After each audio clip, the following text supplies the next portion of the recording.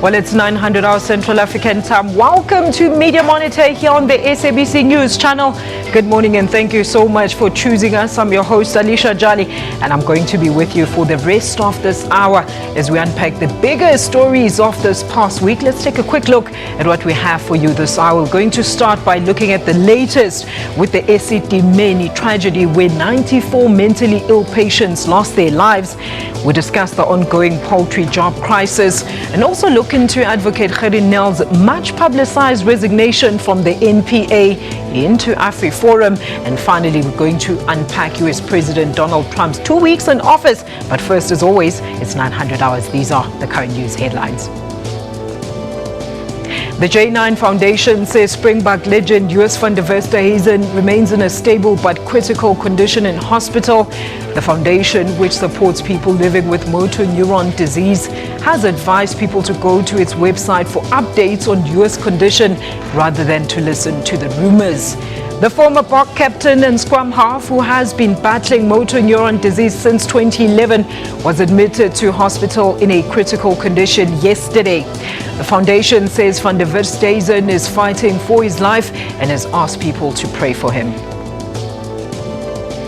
Today will be exactly a year since the Lily Gold Mine disaster, and the bodies of the 3 workers are yet to be recovered. The trio disappeared when the lamp room container they were working in fell into a massive sinkhole, and 12 months on, there's still no word on when the bodies would be recovered. And the funeral of late gospel singer Lundi Kyamaga will be held today in Worcester, Western Cape. And fellow artists and fans are expected to attend the service to bid farewell to the musician.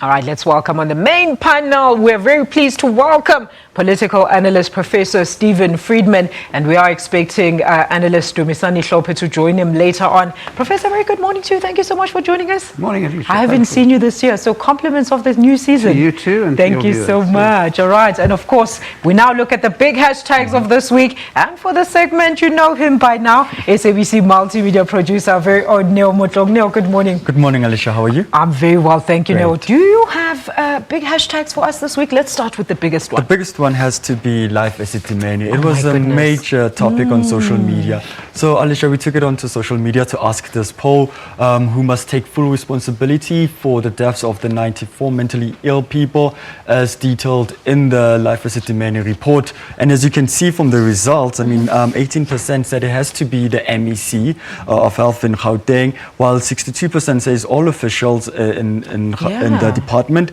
while you have 20% saying the system, the health system is to blame. I mean, we saw a whole lot of tweets coming out and saying what did they that. say on Twitter, Neil? Like Karabo here, hashtag Life Esitimeni, my condolences to the families. The NGOs without valid licenses need to be held accountable, as well as the MEC of Health. I mean, people are saying that she needs to take responsibility for this, and we know that the EFF and the DA has pressed charges against her. So this one by IG ZA Empress say people must go to jail for this. This will deter people from taking jobs they cannot do and gambling with our lives in the process. Hashtag Life Esitimeni. We saw a whole lot of people calling in saying why the departments need to look into qualifications of people who take these offices. Yeah, here's another tweet. I'm really touched by this. It is shocking that greed would override the right to life for any human. It is very concerning. Prof, what did you make about the social reactions? I know we're going to talk about it in greater detail. I don't want to during say the too show. much because we are going to talk about it. Yeah. But I think it's always interesting in these situations that people say it's about people's qualifications. I don't think it's about people's qualifications at all. I think it's about a whole set of attitudes which hopefully we can talk about later. Absolutely, and we're going to discuss those attitudes now. Give us the next big hashtag The of next this big week. one What has was to leading? be Gerrie Nell resigning on Tuesday. I mean, there were mixed reactions on Twitter, but the poll we asked before the news broke was, what do you make of the state prosecutor Gerrie Nell's resigning from the NPA, reportedly to join AfriForum, and and its private investigation unit. We have 37% saying it's a huge loss to the state, while 23% say he will do a good job there, and 40% say AfriForum is not a good choice. I mean, very interesting reviews. What were they saying on Twitter? Do you have any tweets? We do. Like this one from Now, which is not me, but hashtag Khairi now. Farewell Khairi, Pitbull now. I wish all the best in the new endeavors of the advancing racism and protecting white privilege. People are coming out with this. It was a mixed reaction. The next tweet, which is more positive from Roman, it says, Khairi Nel joining AfriForum is an excellent move. The state prosecuting authority has been captured. Private prosecution will be great. Very interesting reviews there too. I know we're also going to talk about this, Prof, but a very quick word from you. What do you think of the social side in terms of reaction? Well, I'm the skeptic here. I'm the one who always has to point out to you guys that, 20% of the population is on social media. Yeah. But I've been interested, we'll talk about it some more, I've been interested in the diversity of the reactions, actually. I would have expected most of the reactions to simply say, look, AfriForum is not acceptable, etc. Yeah. I've been quite surprised that there have been other reactions saying, from black people saying it's okay, which I was a bit surprised about. Very surprising indeed. Well, we're going to discuss that story in more detail in a short while. Neo, take us through our next big hashtag for this week. The last one has to be Patricia de Lille resigning also as at the DA beginning Western of the Cape. week. Yes, I mean, people are resigning this week. Jeez. But on our social media, we got 10% said no sinister behind her resignation, and 28% trouble in the party, while 17% say I accept her reasons, and 45% says makes no difference to me. Very interesting indeed. Were there any tweets that caught your attention on that saga? Like this one, it says, juggling with too many balls at once isn't good for anyone. Well done, Patricia de Lille, for wanting to focus only on service delivery. People are rewarding her for that. And the following tweet says, Patricia de Lille resigns as a Western Cape leader, then post on Twitter the resignation letter written to DA leader, some transparency. And the last one, actually congratulate her. It says, Patricia de Lille showing true leadership by making way for new leaders. For a new leader, salute. Prof, what did you make of those developments? Resignation week this week? It's trouble in the party, whatever people may be saying. I mean, the evidence is quite clear. There's a power struggle going on in the Cape Town Metro. There's a power struggle going on in the Western Cape DA, and she seems to be a victim of it. Who's going to be the beneficiary, we'll have to see. All right. Now, is that all you have for us this week? That's all we have this week. All right. Do tell us, where can people find all these stories you've been telling us about, and also Media Monitor when the show Media Monitor, cool. Media Monitor will catch it on our YouTube channel at SABC Online. The news, you'll catch it on www.sabc.co.za/news. All right. Well, that's where we leave it. We're going to take a quick ad break, and after the break, we're going to look at the Esidimeni tragedy that's resulted in the loss of reportedly 94 mentally ill patients. Stay tuned for that. It's all coming up after the break. Thank you so much.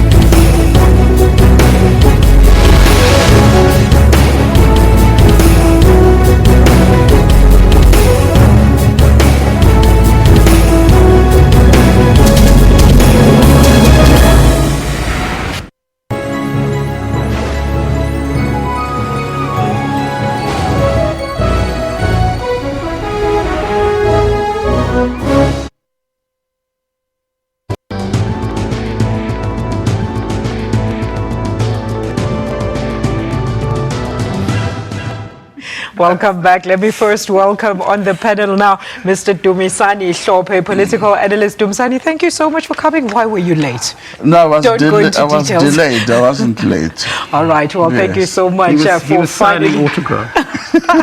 He's too famous for us. Well, thank you so much, Mr. Hlophe, for joining us. Our top story for today, Health Ombudsman Professor Melaka Puru Makoba this past week released a very damning report following his investigation into the deaths deaths of 94 psychiatric patients who were removed by the Gauteng Health Department from a well-established facility, the Life Esidimeni, and then transferred to unlicensed community-based facilities throughout the province.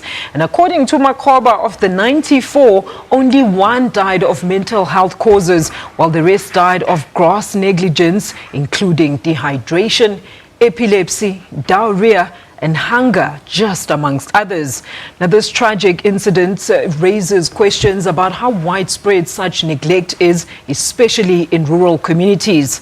The Human Rights Institute of South Africa has compared the Life Esidimeni tragedy to the police killings in Marikana.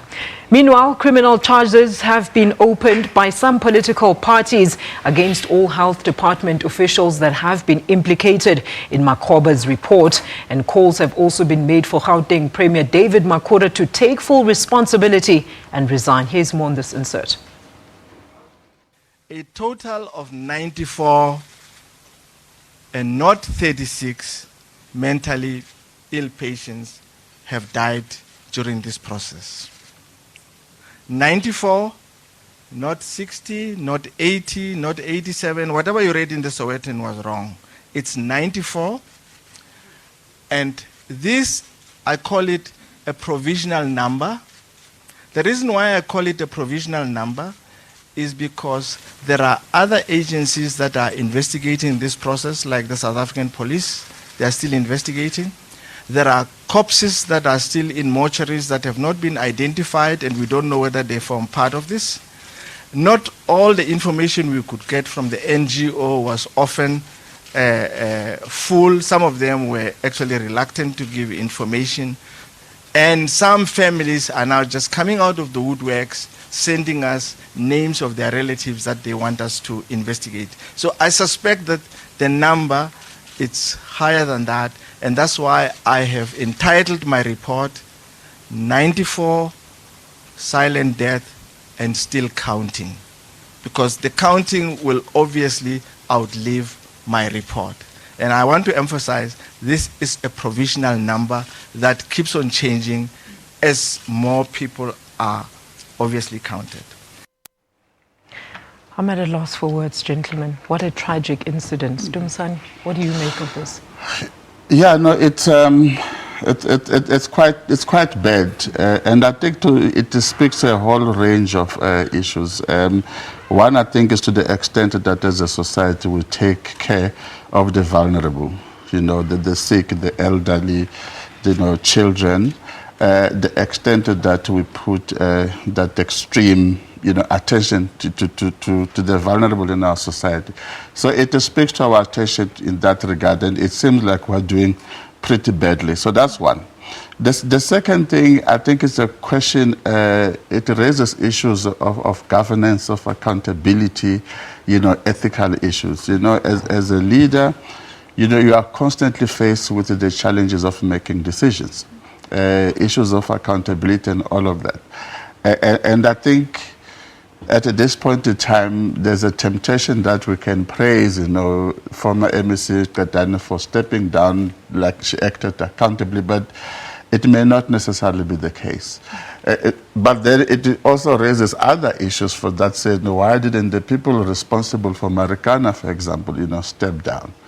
Why the selectiveness, in the manner that we run issues of accountability, transparency, and all of this. So it's and at worst for David Makhura, that so far he seemed to have grappled Gauteng pretty well.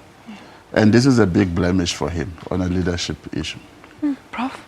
Look, obviously officials have to be held to account and politicians have to be held to account, but I'm worried that in all the bang for the blood, which I support, that we're missing some of the bigger issues, one of which Dumasani's talked about already, which is our attitude as a society to vulnerable people. And the thing that strikes me, which nobody's commented on, last September, Gauteng announced publicly that 36 people had died. There was no outcry. I mean, what kind of morality do you have in a society where we don't care if it's 36, but we do if it's 94 or more? We don't care if it's announced in a press release. We do care when a professor does an investigation. So I think we need to look at that very carefully. The other thing is that if you look at Gauteng's reasons for doing this, what they were doing is acting out on a particular view of how government should operate, which is very popular in the Western world today, which is very popular with a lot of the media. And what it says is, what they did is two things. They said they're moving these people out of Life Esidimeni for two reasons. The one is cost cutting. So in other words, cost cutting is more important than the health of mentally ill people. Yeah. Secondly, something called deinstitutionalization. It's a fancy academic word. You know what it means? It means we take people out of institutions where they're cared for and we let them care for ourselves. And the pioneer of this was a man called Ronald Reagan, who was president of America in the 1980s, who in California let half the mentally ill patients in California out onto the streets to look for themselves. And you know, it's an attitude to public services which says the state shouldn't look after people. The only people who should look after other people are charities and businesses. And as long as we have that attitude, we can hold as many politicians to account, and we should hold the politicians to account, but as long as we have that attitude, we will continue to let vulnerable people down in this society and we'll continue to cause tragedy. That's a critical point, because if you check the interviews with across the media with former MEC Dan Matla, she kept saying that it's 10,000. We are spending 10,000 a day, per person, and she says that's lots of money. So it raises the question of the value of life. At the center of this government, what is it that matters the most? This is why, Prof, in some of my arguments, I usually say that if we had a government that catered the most for health and education, it will be a whole lot fine. No, a lot, yeah. But I think it's more than that, Dennis. I mean, you're right. But the point that I'm making is it's a question of who you care about. Are we a caring society? This ideology which says that if the public spend money on looking after weak people, that we're somehow wasting money. It's not a waste of money. It's a civilized society looks after people. But then, gentlemen, who then must be held accountable for this, and how should they be held accountable? I mean, it has been said in the report that they contravened 2 health acts there. And, it seems that there was actually a cover-up on the actual number initially. So who should be held accountable and how? Either it's a cover-up or they didn't know the actual number. But either way, I don't think that's much of an issue for me. I think in this country I've gotten a tendency to focus only on politicians, possibly because they are our public representative, they're elected officials, but there's something in government called the accounting officials, like your heads of department, your directors general, your CFOs, and all of these people that are responsible at that level. Management, Yes, and in fact, even if you look into the Nkandla matter, we speak so much about political responsibility, and we disregard, administrative and the financial and accounting, accountability. So for me, in this particular case, I frankly, Prof, I don't know why the HOD is still there. No, sure. As an accounting officer, I like that term, accounting officer, because he has to account for everything, that happened. In any event, it also means that the governance systems within the Department of Health are not working, because if at some point they were alerted that 36 people died and the number kept rising and rising, Professor Makgoba says 94 and going on. And going on, yeah. Now it means the internal systems are not working. So it's an ethical, moral accountability, but also administrative accountability that we're dealing with here. But no, I agree. I mean, look, when I'm talking about people's mindsets, etc., that doesn't change the fact that there needs to be accountability. How should they be held accountable? Well, the point is, first of all, as Dumasani says, if you're head of a department in which 94 people have died on your watch, you go. I mean, it's very straightforward. You can't say it was my officials, because if it was your officials, why weren't you actually monitoring your officials to make sure this didn't happen? The question, I think the only question, obviously any official who is responsible for this needs to be removed from their job. It's as simple as that, just as the MEC was removed. Obviously, the bigger issue, or the other issue, is there a criminal accountability? And I don't think we can say anything about that because charges have been laid. The courts will have to decide that. But while this question of whether anybody was criminally accountable is being discussed, obviously anybody who was responsible for this has to be replaced in their jobs. I think There's a good example, by the way, in one of the, there are too many of these Korea countries. I don't know the south or the north. There's a boat that capsized. I think it killed 7 people. That's South Korea. Oh, yeah.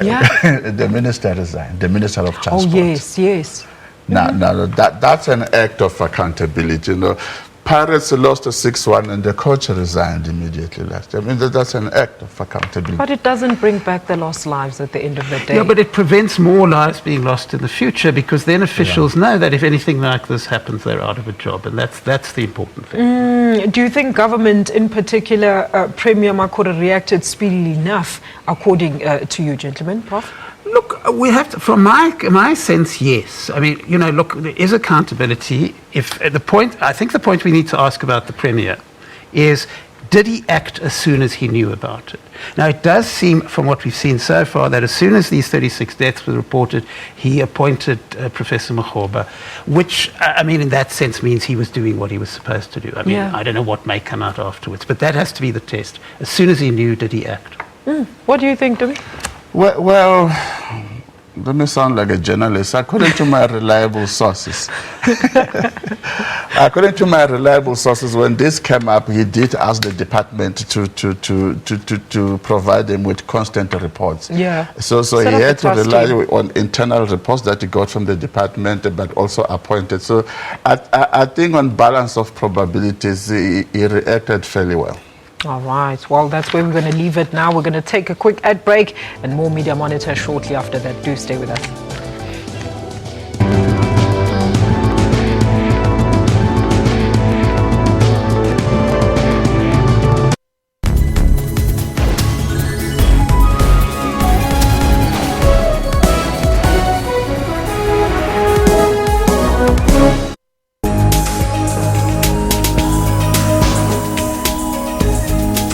Now this is Trends, of course, your one-stop serving of all that's juicy and trending in the world of entertainment and showbiz. My name, of course, is Refill Wemwilo. I'm Dr. Sello Mutaung, and this is our talk. A very good morning and welcome to Media Monitor. I'm your host, Alicia Jali.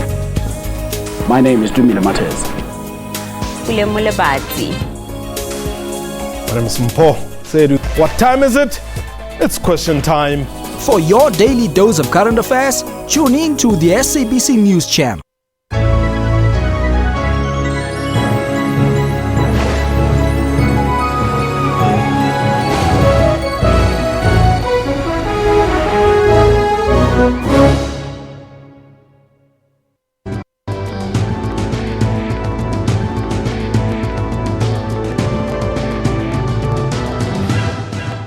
And we're back with another big story of this week with the much publicized resignation of one of the country's best state prosecutors, Advocate Gerrie Nel from the NPA. Sent shockwaves this past week.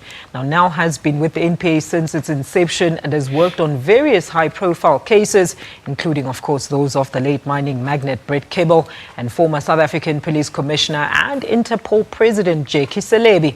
And most recently, he secured a conviction on the murder trial of former Paralympian Oscar Pistorius.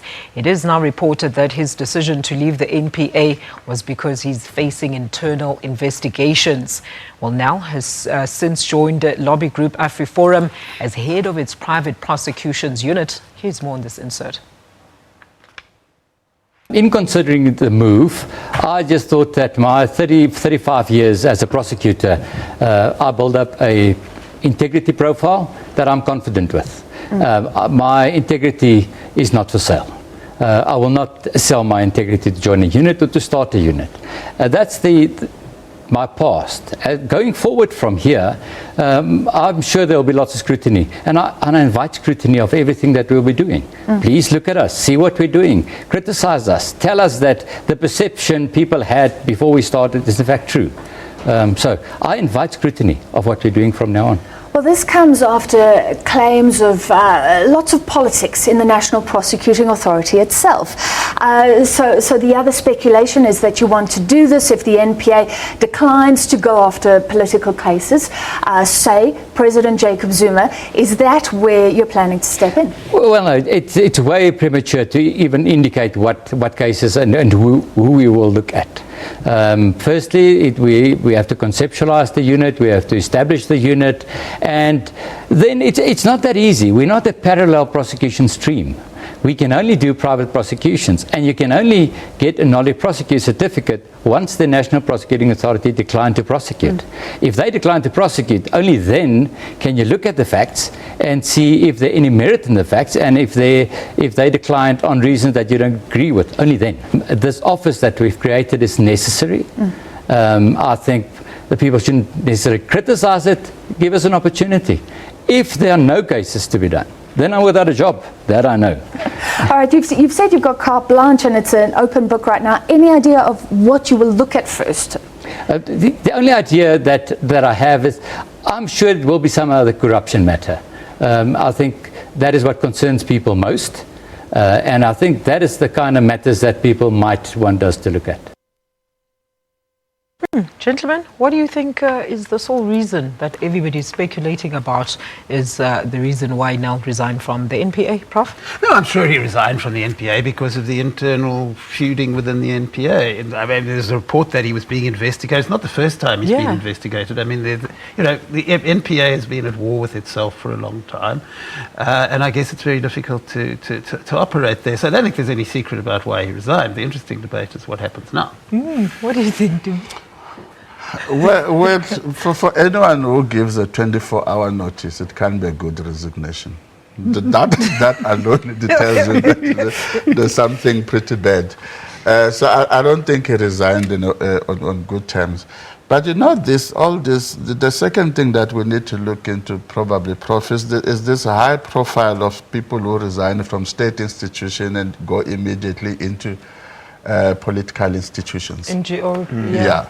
I think that tells us a lot. I mean, there are people who have resigned from parliament and straight into the DA, all of this. So I think it tells us a lot about the fusion, how politicized our state institutions are at an individual level beyond at the political level. So I think that it's something that probably we might want to look at. But I don't understand the outcry against the AfriForum because, frankly, I do like the AfriForum. Because do they like you? That's what I was going to ask, Prof. Because there is a perception that it is an organization that favors the Afrikaners. There's absolutely nothing wrong with that. I mean, the AfriForum is a legal, organization.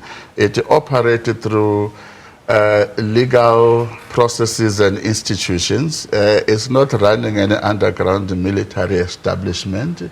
It's a typical organization within civil society that is pushing for its own agenda. Now, when other people invest in war rooms, right, and the AfriForum invests, in intellectual production so that it can be more powerful in its lobbying and advocacy for its own members, we can't falter them. This is an open society. It's the typical case in open, liberal, democratic, institutions. This man taught me civil society issues.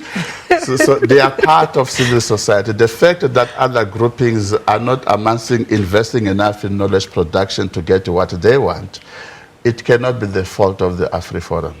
But with that said, Dumsani, then a lot of people are saying, won't his departure then compromise the effectiveness of the NPA, Prof? Well, the point is, I don't think the problem is the effectiveness of the NPA. The NPA's effectiveness is only going to be uncompromised when they sort out the internal problems in the NPA. I mean, you've got a situation where 2 senior officials have been struck off the roll, where they're deciding whether the current head should be fired, etc. That is not an issue. I think the issue is the kind of issues Dumasani has been raising, and I think there's another way of looking at it, which is worth looking at. Of course, what he says is true. They're entitled to do this, but what is going to become of Nel now? You see, as he points out himself, obviously, anybody's entitled to use the justice system in this country, whatever their politics. But as he points out himself, it's not very easy to get a private prosecution. It's extraordinarily difficult to get a private prosecution. There's a very real chance that what is going to happen with this thing is that he's going to sit there, there are going to be no prosecutions, and all he's going to be doing is issuing statements saying, you know, the NPA is giving me a hard time, or somebody else is giving me a hard time. Maybe, Prof. At that stage, to get back to Dumasani's point, yes, of course, AfriForum has freedom to say what it likes. But if you in a debate, you know, if you're trying to look at the justice system, you need to be credible. And if people get the impression that you're just doing this in order to propagandize for a lobby group, then it undermines your credibility. If he actually gets prosecutions in and they're successful, obviously people are going to applaud that. But I don't think that's necessarily going to happen. But Prof, please maybe explain to us then how these private prosecutions, for the benefit of our viewers, how do the private prosecutions differ from the public prosecutions? Look, the point is the public prosecution is straightforward. If the prosecutor decides to prosecute you, the whole system kicks in. If what happens is private prosecutions happen when they refuse to prosecute. But you cannot, as Mr. Null says, they have to give you a certificate saying we refuse to prosecute. So what they often do, and what they can do, is say, no, we're still busy with this. They can say they're still busy with this for a long time. Then you have to go to court, and you have to get the court to say that they shouldn't do that, and maybe the court won't do that. So what I'm saying to you is that, and he acknowledged that in the interview, you don't just sit there and investigate and say, look, I've got a case against this official, and then prosecute. It's much more adjacent danger as well. It's what is a subtle privatization of what is a public good. So the state is responsible to do this thing. So once you begin to have an increase in the private prosecution, it probably means that the state institutions are not necessarily doing. That's why I was asking about the effectiveness. Yeah, so that's the ugly effect. And I mean, what else? We've got huge, you know, privatization of security services. But the taxes that you and I pay, part of the returns that we are supposed to get is to be in a safe environment which is provided and, you know, facilitated by the state. Now it turns out that even a police station, it needs, you know, a security company for its own safety. So we can't have this increase, you know, of the privatization of what is essentially, you know, public goods, which the state is supposed to provide. Because if we have that I agree entirely, if we have that privatization, what happens, and that's also one of the risks of this sort of thing, is that the only people who get justice in this country are the people who are rich enough to afford it. And we're back so that to square one. If you've got some NGO with Mr. Null and you don't like official X, you can do that. If you're living in Garankuwa and you're getting a hard time from officials, you don't have the money and you don't have the resources to do that. And that's why we have one justice system. It's supposed to be justice for all. It's not supposed to be justice for all who can afford it. Aren't we supposed to be equal in front of the law? Yes, well, that's the whole point. What happens? No, well, that's the point. We can't all be equal in front of the law. If some people can afford to be protected and other people can't. Sure. What does this do to our constitution then? Well, look, I don't think the constitution is an issue per se. It is the capacity of government to deliver upon its duties that is an issue. You know, some of the crazy things I hear is that this is the best constitution on earth and stuff like that, but that's not so much. For some, those with the ability to exploit it, you know, they do that. But I think the issue is the ability of the state institution to deliver on its mandate to us. Prof, what do you think? I mean, the NC Women's League statement that the establishment of a pro-African organization actually undermines the spirit of unity in the country. Now we go back to those racial issues. I mean, AfriForum has been around for some time. I mean, you know, you can't stop, in a democracy, you can't stop people starting organizations. I mean, if people feel, as very often people feel, I think with good reason, that AfriForum is simply looking after a narrow group of people and couldn't care about anybody else, well, then you say that and you debate them and you campaign against them. If they don't have credibility, nobody will listen to them. But you can't say that anybody who forms an association like this is dividing the country. It's very undemocratic to say that people can't do this. I mean, if a Women's League wants to denounce them, that's their right. You see, liberal democracies, like in this country, it establishes the rules about how contestation will happen. Yeah. So it doesn't stop people from forming associations to contest for what they want. So this is why I'm saying that there's legally nothing untoward with the AfriForum. What is an issue is the inability of alternative associations to rise to the level of competitiveness that the AfriForum is at. So in other words, if you don't like AfriForum, instead of denouncing them for being divisive, actually beat them at their own game. Get Start better your own at doing, organization. Start your own, you know. Whoa, well, the ANC Women's League doesn't have to start its own organization. It's already there. Just get better at it than they are. All right, well, that's all we have on that saga. We're going to take a look at the controversial executive decisions that U.S. President Donald Trump has made in his first 2 weeks in office. It's all coming up after this break.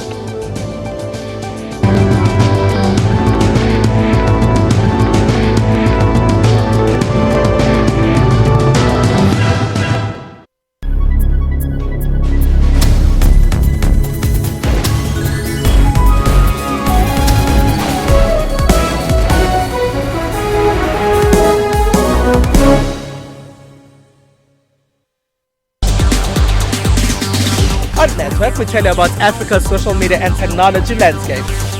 21st century economies rely on technology to truly thrive. We have quite a comprehensive portfolio of interventions in the tech entrepreneurship space. And Africans are using tech and social media to solve the continent's unique challenges. App Nigeria is an online marketplace. Radio Vibe is a social media platform for radio music. That's Network with me, Pumelele Zondi, every Sunday at 7:30 p.m. Central African Time.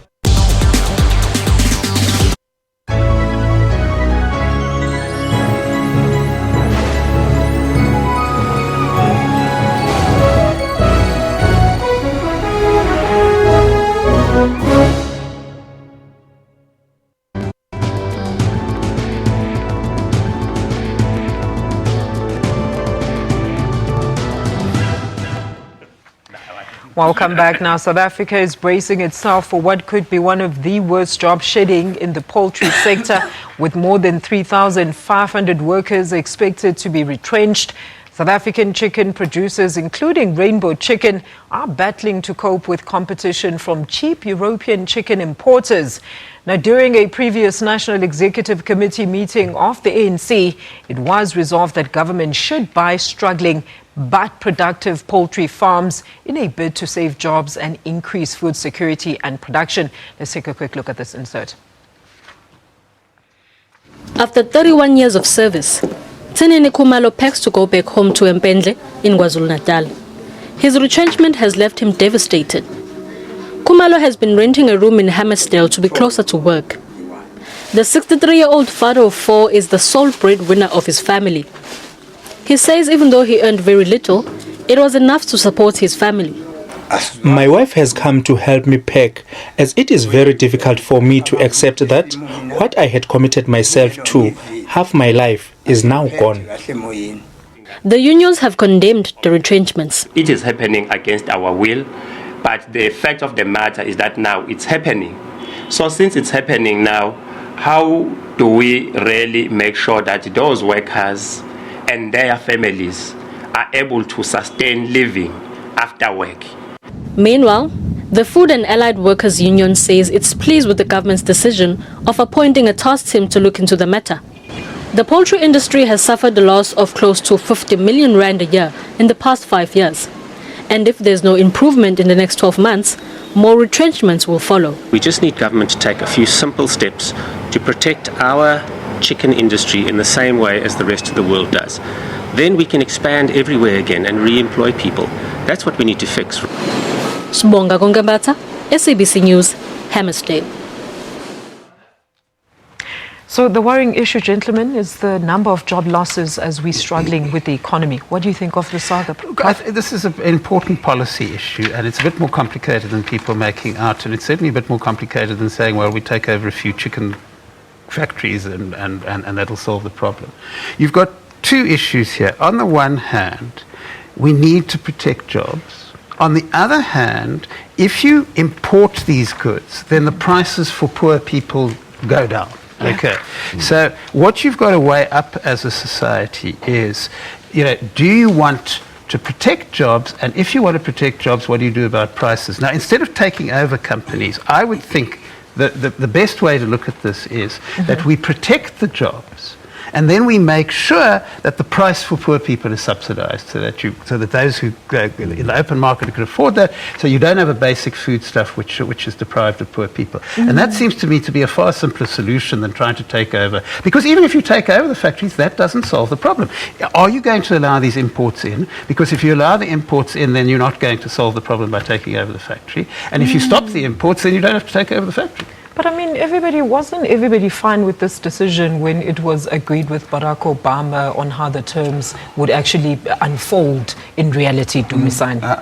Not necessarily. Remember, there was some serious arm wrestling there. A little bit, yes. And a whole lot of deadlines, and remember there was... No, look, the local chicken industry was never happy. And all of those kinds of issues.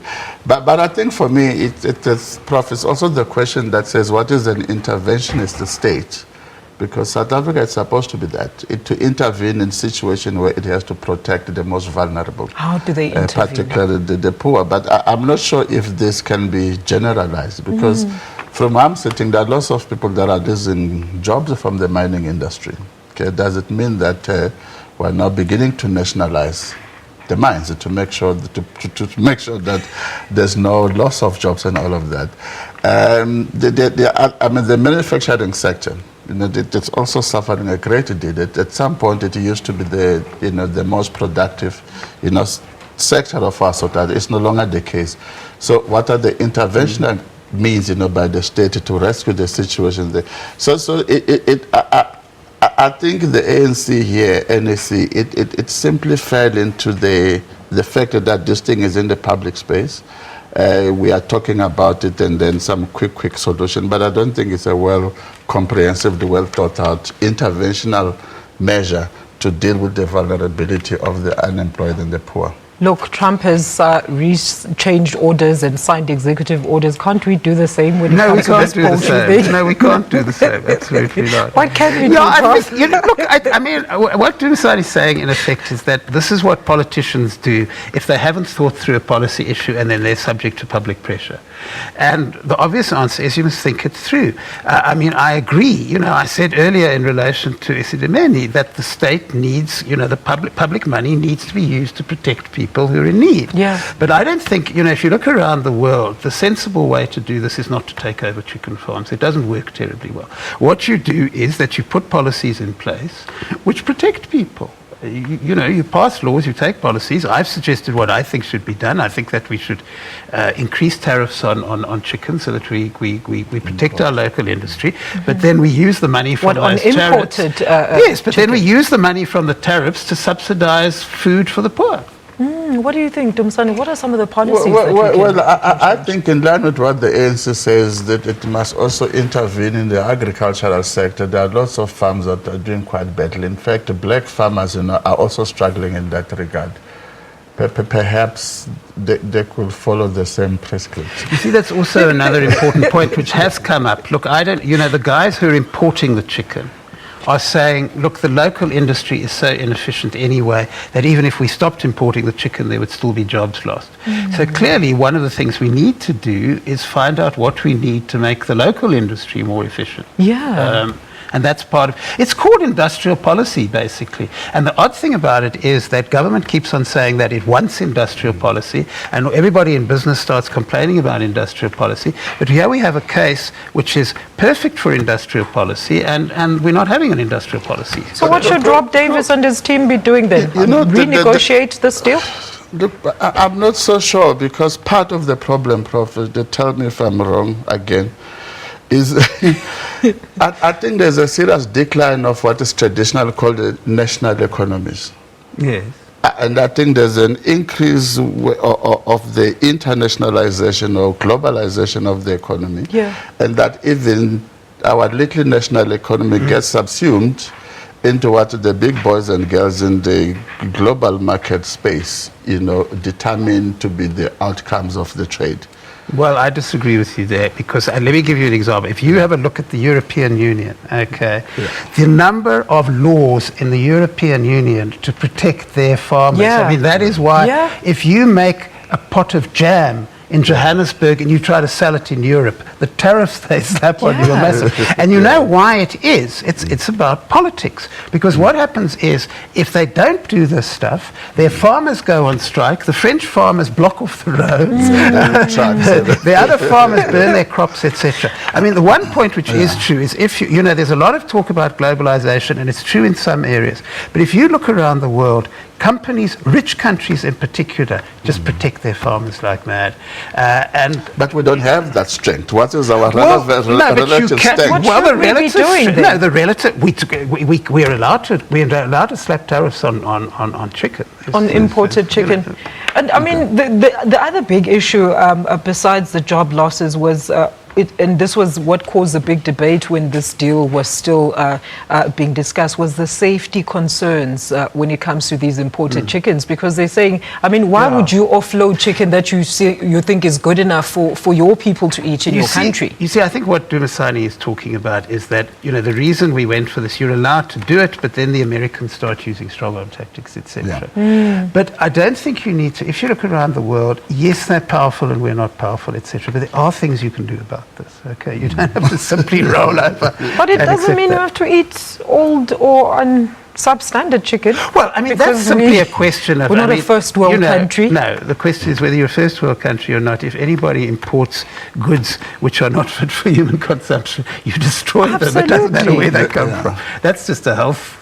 So, gentlemen, what should be the long-term solution to this? I really think this deal needs to be relooked then. What do you think, Dumi? Well, you know, I still belong to as young as I am, to the old school that says international relations is a space of the justice favoring the mighty. It's a law of the jungle. And our ability to compete effectively there in that bigger political space is also limited by our capacities. Both technically but as well as politically. Perhaps two things could assist. If Africa was serious about internal trade, then we will be able to engage international farmers better. I mean, the issues that were raising about the European Union is because they are slightly more internally consolidated than we are as a continent. All right. Well, that's where we leave it on that matter. And after the break, we look at the very controversial executive decisions that U.S. President Donald Trump has signed in his first 2 weeks of office. It's coming up after this break.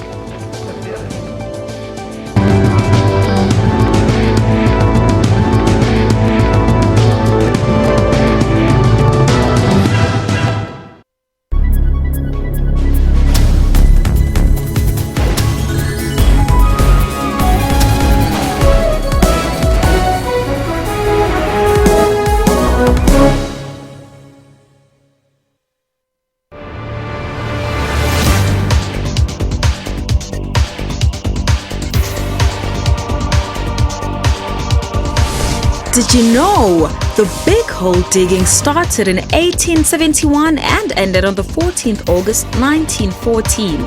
The hole produced 2,722 kgs of diamonds. However, one diamond as huge as 490 carat of stone found in the open prior 1868 gave them the interest to dig. Extracted from 22.5 million tons of soil. Today, the hole sits at a breathtaking 214 meters deep.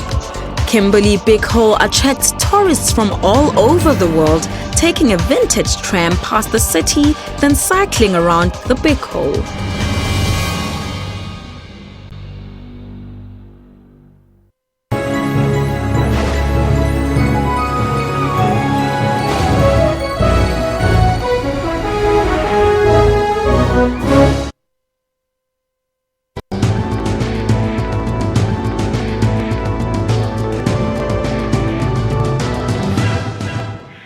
And the big international story this week was, of course, the recent U.S. temporary immigration ban on people from the 7 predominantly Islamic countries. which caused chaos and international outrage. Now, this has led to U.S. President Donald Trump being labeled as racist and lacking in diplomatic prowess. Trump, who was inaugurated 2 weeks ago, has implemented some very controversial policies. Amongst them, of course, the declaration of intent to carry out his flagship electioneering promise to build a border wall that separates the U.S. from Mexico. Let's take a look at this insert.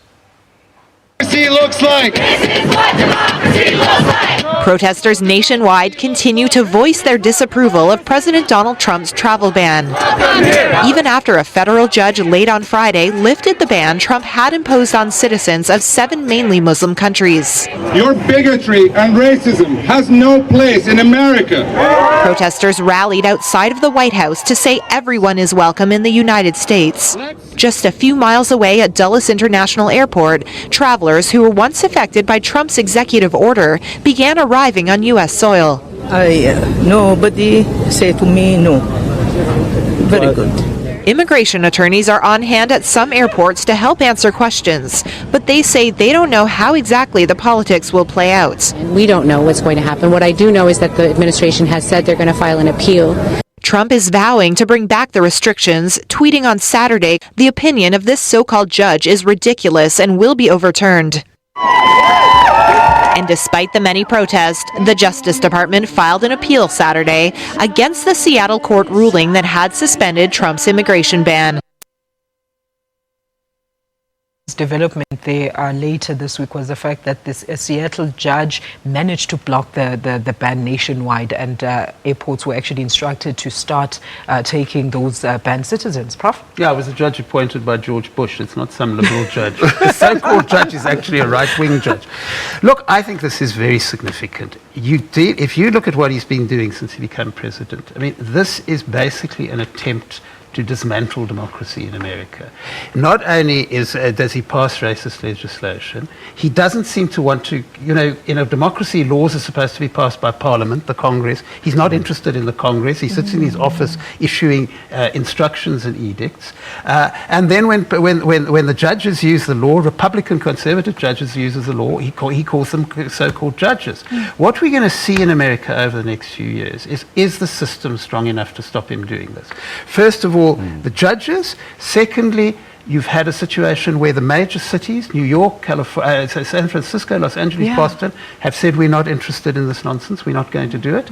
And then the thing I find very interesting is over the last few days, major American companies are being forced to take a position against him. Uber, who we know very well here, started out supporting Trump. People threatened to boycott them. Uber has now come out against Trump, and it's going to pay for people to fight him. So he may well find himself in a position where not only is he fighting most of the big cities in America, not only is he fighting the courts, but he's actually fighting American business, or a large part of America. But Domi, what do you say to the fact that, I mean, a lot of people were just impressed by the fact that Trump takes an economic look instead of a political outlook when it comes to how we should run America?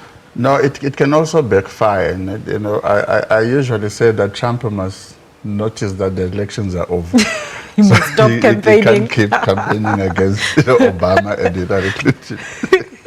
He must start government, but democratically. So I think what it's going to do, Charlie, is that this thing is going to actually launch trade wars. I mean, we've seen various protests roughly every week in the US. Absolutely. I mean, there is this campaign now which has been started by some Mexican to say that, okay, build your wall, but behind that wall, there's 7 billion of us.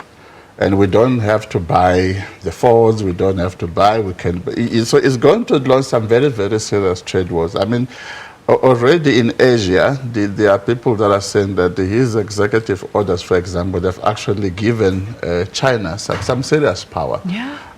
Because he can't say in the era of globalization, say that you will not have multilateral decisions. What you are going to have is one-on-one type of it's just outrageous.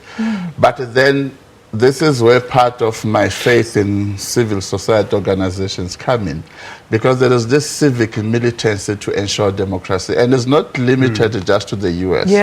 If you look at that Gambian guy who tried to continue, he was faced with a situation where the masses rose to say that, look, you lost the election, get out. In this country, I've got the masses that says, where's the free education and all of that. And this is a global trend that when leaders start to misbehave, there is then a surge in that grassroots, civic democratic activism, which is going to face continuously. Misbehaving in 2 weeks in office. Well, that's certainly going to raise eyebrows. Yeah, absolutely. Gentlemen, thank you so much for joining us this morning. Professor Stephen Friedman and political analyst Uputi Tumsani Hlophe joining us for a discussion of all the big stories of this week. Do join us again next week, same time and place. That is right here on the SABC News channel for more Media Monitor. Up next, AM News.